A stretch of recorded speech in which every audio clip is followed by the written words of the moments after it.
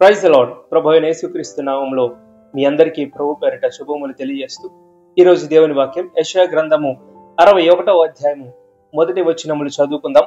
ప్రభువగు యెహోవా ఆత్మ నా మీదికి వచ్చి ఉన్నది, దీనులకు సువార్తమానము ప్రకటించుటకు యెహోవా నన్ను అభిషేకించెను. నలిగిన హృదయము గల వారిని దృఢపరచుటకును, చెరలోనున్న వారికి విడుదలను, బంధింపబడిన వారికి విముక్తిని ప్రకటించుటకును, యెహోవా హితవత్సరమును మన దేవుని ప్రతిదండన దినమును ప్రకటించుటకును, దుఃఖాక్రాంతులందరినీ ఓదార్చుటకును, సియోనులో దుఃఖించు వారికి ఉల్లాస వస్త్రములు ధరింపచేయుటకును, బూడిదకు ప్రతిగా పూతనను, దుఃఖమునకు ప్రతిగా ఆనందతైలమును, భారభరితమైన ఆత్మకు ప్రతిగా స్తుతి వస్త్రములు వారికి ఇచ్చుటకును ఆయన నన్ను పంపియున్నాడు. ప్రైజ్ లార్డ్ అండి. ఈరోజు మనందరికీ దేవుని వాక్యము స్పష్టముగా తెలియజేస్తూ ఉన్నది.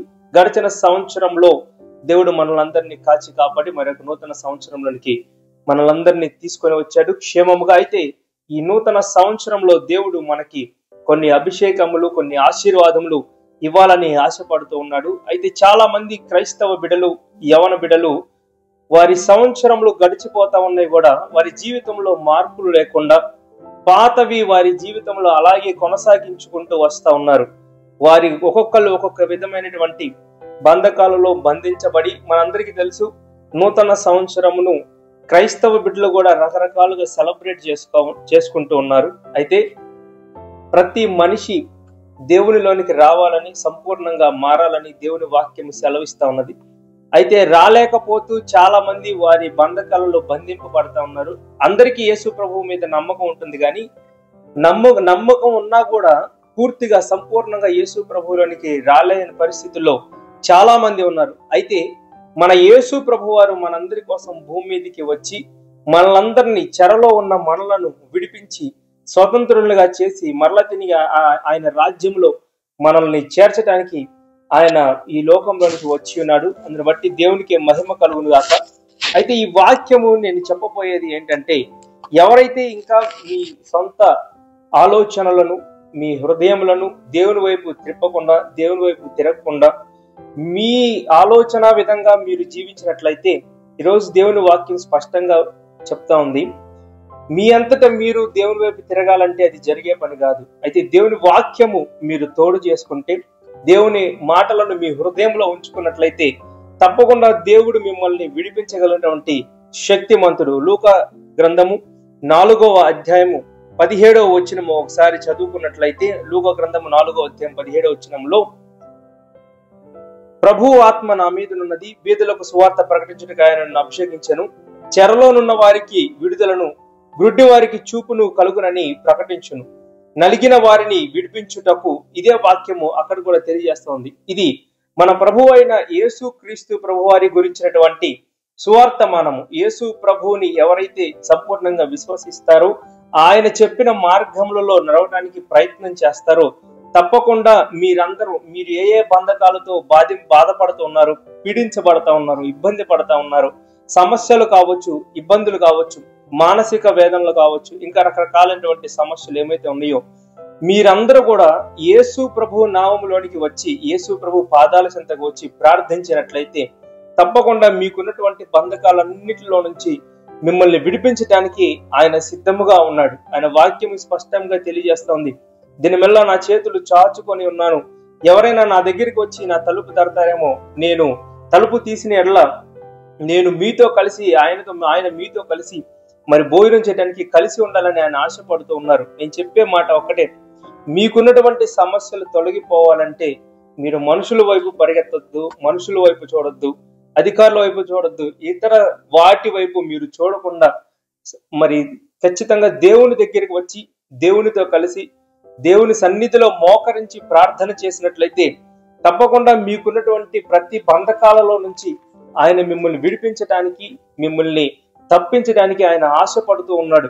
గడిచిన సంవత్సరం మొన్న జనవరి 1 చాలా మంది చాలా రకాలుగా మరి పండుగ చేసుకున్న వాళ్ళు చాలా మంది ఉన్నారు. ఒక్కొక్కళ్ళు వాళ్ళకి నచ్చినట్లుగా చేసుకున్నారు. కానీ దేవునికి భయపడుతూ దేవునికి ఇష్టపూర్వకంగా ఉండే వాళ్ళు చాలా తక్కువ మంది ఉన్నారు ఈ దినాలలో. అందులో కూడా దేవుణ్ణి ఎరిగిన బిడ్డలు కూడా ఆ రోజు వరకు దేవునికి ఇష్టపూర్వకంగా ఉండి ప్రార్థన అయిపోయిన తర్వాత మరలా తిరిగి ఆ పాత జీవితాన్ని మరలా కొనసాగించే వాళ్ళు చాలా మంది లేకపోలేదు. నేను చెప్పే మాట ఏంటంటే, దేవుని రాకడ చాలా సమీపముగా ఉన్నది కాబట్టి ఆయన రాకడ వచ్చేటువంటి ఈ సమయంలో ప్రతి ఒక్కళ్ళు నూతన సృష్టిగా మార్చబడాలి. నూతన క్రియలు వారి జీవితంలో జరగాలి. నూతన కార్యములు వారి జీవితంలో జరగాలంటే మీకున్నటువంటి బంధకాలులో నుంచి మీరు విడుదల పొందినప్పుడే మీ జీవితంలో నూతన కార్యం అనేది జరుగుతుంది. ఎప్పుడు ఈ బంధకాల్లో నుంచి విడుదల కలుగుతుందంటే, మీరు దేవుని సన్నిధిలోనికి రావాలి. మీరు దేవుని సన్నిధిలో మోకరించి ప్రార్థన చేయాలి. మీరు ప్రార్థించినప్పుడు మాత్రమే ఈ కార్యము జరుగుతుంది. మీరు ప్రార్థన చేయకుండా, బైబిల్ చదవకుండా, దేవునికి ఇష్టపూర్వకంగా మీ జీవితాలు మలుచుకోకుండా మీరు ఎంతకాలము క్రైస్తవులుగా పేరు పెట్టబడి ఈ సమాజంలో బ్రతికినా కూడా మీ జీవితంలో కార్యములు జరగవు. దేవునికి మహిమ కలుగును గాక. అయితే యేసు ప్రభువారు మీ అందరి కోసం ఎదురు చూస్తున్నాడు. ఖచ్చితంగా దేవుని సన్నిధిలోనికి మీరు వచ్చి ప్రార్థించినట్లయితే, దేవుని సన్నిధిలోనికి వచ్చి మీ సమస్యలు చెప్పుకున్నట్లయితే, యవన బిడ్డలు మరి ముఖ్యంగా చాలా మంది పైకి దేవునితో ఇష్టపూర్వకంగా ఉండాలని ఆశపడతారు, కానీ మీకున్నటువంటి ఆలోచనలు, మీకున్నటువంటి ప్రేరేపణలను బట్టి దేవుని సన్నిధిలోనికి రాలేకపోతున్న వాళ్ళు చాలా మంది ఉన్నారు. మీ అందరి కోసము ఒక శుభవార్త ఏంటంటే, మన కోసం యేసు ప్రభువారు ఎదురు చూస్తూ ఉన్నాడు. ఎవరైనా వచ్చి ఆయన మాటలు విని, ఆయన మాటలు అంగీకరించినట్లయితే, ఆయన చెప్పిన మార్గంలో నడవటానికి ప్రయత్నం చేసినట్లయితే ఖచ్చితంగా ఆయన మిమ్మల్ని ఆయన రాజ్యంలో చేర్చుకోవటానికి ఎంత మాత్రము ఆయన వెనకడుగు వేయట్లేదు. ఇంకొక మాట చెప్తాను. పేతురు రాసినటువంటి మొదటి పత్రిక 1వ అధ్యాయము 8వ వచనము 9వ వచనము చదువుకున్నట్లయితే, మీరు ఆయనను చూడకపోయినను ఆయనను ప్రేమించుచున్నారు. ఇప్పుడు ఆయనను కన్నులారా చూడకయే విశ్వసించుచు మీ విశ్వాసమునకు ఫలమును అనగా ఆత్మరక్షణను పొందుచు చెప్పన సఖ్యమును మహిమాయుక్తమునైన సంతోషము గలవారై ఆనందించున్నారు. వాక్యము మనకి స్పష్టంగా తెలియజేస్తూ ఉన్నది ఏంటంటే, ఆ రోజుల్లో అయితే యేసు ప్రభువుని చూచి నమ్మారు చాలా మంది, కానీ ఈ రోజు చూడక నమ్మిన మనలను దేవుడు మరి ఎక్కువగా ప్రేమిస్తూ ఉన్నాడు. ఎవరైతే హృదయపూర్వకంగా యేసు ప్రభువుని నమ్మి విశ్వసించి ఆయన అడుగుజాడల్లో, ఆయన మార్గంలో నడుస్తారో, నిన్ను దేవుడు ఆ రోజుల్లో ఆయన తోటి ఉన్న వాళ్ళందరికన్నా కూడా ఎక్కువగా మనలను ప్రేమించడానికి ఆయన రెడీగా ఉన్నాడు. ఆయన ప్రేమను పొందుకోవాలంటే ఆయన యొక్క ఆలోచనలు మనము కూడా కలిగి, యేసు ప్రభువారు మన మీద ఏమి ఆశ పెట్టుకున్నాడు, మనము ఆయన కోసం ఏమి చేయాలి, మన సొంత పనుల మీద మనం ఎంత అయితే దృష్టి పెడతామో, దేవుని కార్యములలో కూడా, దేవుని పనిలో కూడా, దేవునికి సంబంధించినటువంటి ప్రతి విషయంలో మనము దృష్టి పెట్టి నడవగలిగినట్లయితే ఖచ్చితంగా మీకున్నటువంటి సమస్యల నుంచి ఆయన విడిపించబోతున్నాడు. మీకున్నటువంటి పాపం అనేటువంటి బంధకాలలో నుంచి ఆయన మిమ్మల్ని విడిపించబోతున్నాడు. అదే కదా యేసు ప్రభువారు ఈ లోకంలోనికి వచ్చింది. పాపమును జయించడానికి ఆయన ఈ లోకంలోనికి వచ్చాడు. మరణమును జయించడానికి ఆయన ఈ లోకంలోనికి వచ్చాడు. సమస్తము ఆయన ద్వారా ముగించబడి మరలా నూతనముగా మనము మార్చబడ్డాము. ఈ నూతన సంవత్సరంలో మనమందరము కూడా అదే విధముగా నూతనముగా మార్చబడి దేవుని రాజ్యమును మనం అందరం స్వతంత్రించుకోవాలని నేను ఆశపడుతూ ఈ నా కొద్ది మాటలు ప్రభు నామం పేరిట ముగిస్తా ఉన్నాను. Praise Lord. అందరికీ ప్రైజ్ లార్డ్. ప్రభు అయిన యేసుక్రీస్తు నామంలో మీ అందరికీ మరొకసారి వందనాలు. ఈ యొక్క జిఎస్ సేవియర్ పేజ్ మరియు son of God church ministries ద్వారా అందించబడుతున్నటువంటి ఈ యొక్క వాక్యములు, దేవుని మాటలు, అలాగే అనుదిన ప్రార్థనలు ఇంకా మీరు చూడాలనుకుంటే, ఆశపడినట్లయితే ఈ యొక్క జిఎస్ సేవియర్ పేజ్ని ఫాలో అవ్వండి, సబ్స్క్రైబ్ చేసుకోండి. అలాగే మీ స్నేహితులతోనూ మీ బంధుమిత్రులతోనూ పంచుకోండి.